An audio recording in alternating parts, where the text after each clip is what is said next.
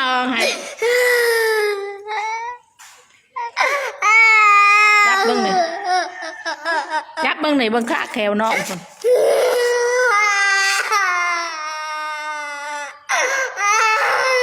แม่เสียวออกจังไดล่ะบัดนี้จ่องห้องอีกแม่มันเห็ดจังไดบ่มันกัด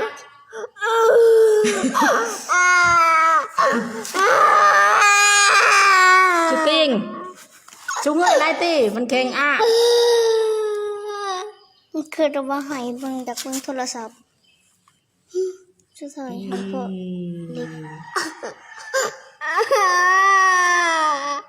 เฮ็ดจังไดแม่บัดนี้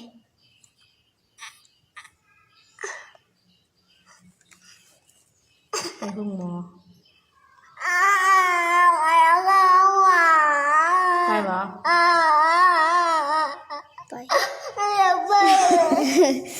เป็นจังไดเกี่ยวมึงเ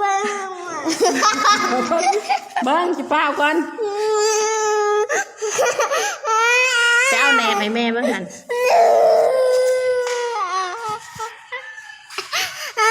ลูกกัดมันเห็ดสังสัน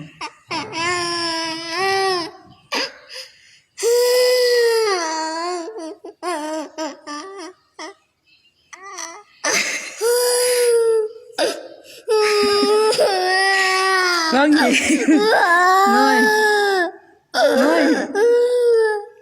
ิงยิงแนบอยู่คู่หันแนบอยู่คู่ลังตู้หันเงยขึ้น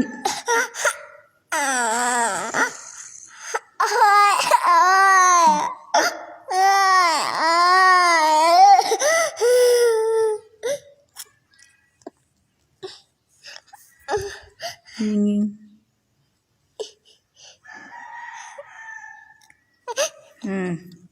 ได้แล้วเลยเอ้ยจะเฮ็ดอีกบ่บัดนี้ยิงเบิ่งแขวหันเฮ้ยนั่นเช่าหวะ